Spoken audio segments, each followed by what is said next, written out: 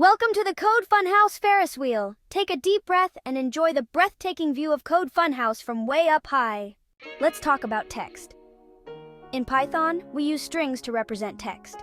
Just like how we name our favorite rides at an amusement park, strings help us store and work with words and sentences. Imagine you're creating a list of all the rides you want to go on. Each ride name is a string. Strings can be combined, split, and manipulated in many ways, making them incredibly versatile. Whether you're coding a game or building a website, understanding strings is essential. So let's dive into the world of text in Python and see how powerful strings can be. Let's see an example code. Head over to your Code Funhouse code editor and type favorite_ride equals Ferris wheel. Print favorite_ride. Look at that! Python just showed us the name of your favorite ride. Task 2. Your turn. Now it's your time to have some fun. Imagine you're at the amusement park, and you're having a really great time.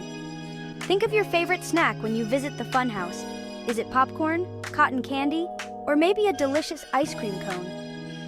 Declare a variable to store its name, like favorite_snack, and assign it the name of your chosen treat. Then ask Python to display it on the screen. Watch as your code brings your favorite snack to life in the digital world. Create your own task. Imagine you're in a funhouse filled with puzzles and mysteries waiting to be solved. Picture yourself wandering through a mysterious part of the funhouse where every corner holds a new secret. To unlock a secret door hidden within these walls, players need to enter a special code. This code is the key to unveiling the next adventure. Your task is to design a Python program that uses strings to create and verify this secret code.